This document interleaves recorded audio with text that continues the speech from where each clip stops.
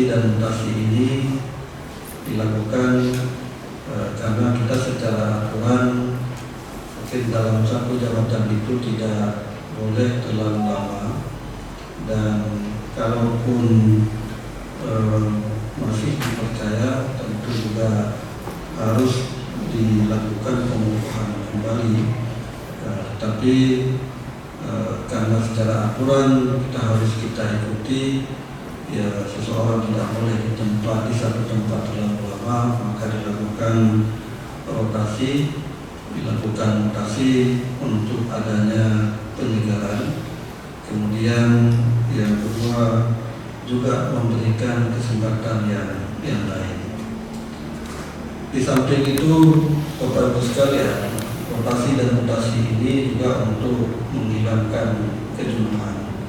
Karena kalau kita di tempat itu terus menerus, walaupun jabatan itu mungkin jabatan yang agak sibuk dari segi kegiatan, tentu yang namanya kita manusia tetap akan mengalami kejenuhan.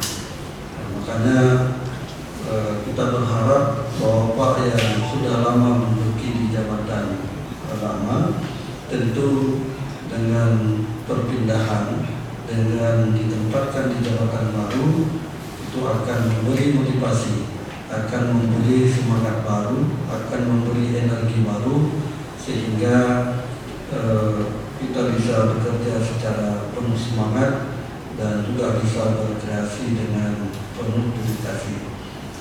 Bapak Ibu yang kami muliakan, dalam kesempatan yang berbahagia ini, kami juga berharap pada Bapak sekalian, kita di mana saja kita bertugas, sebenarnya tugas-tugas kita adalah sama, tidak ada yang berbeda.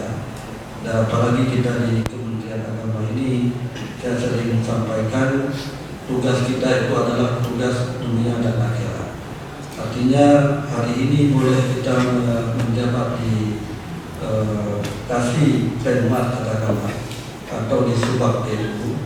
Jadi itu tidak mungkin di situ-situ terus. Kita juga perlu tahu yang lain, perlu mengetahui, memahami institusi yang lain. Karena tugas kita adalah tugas, apalagi Kementerian Agama ini, tugas-tugas yang berkaitan dengan keagamaan.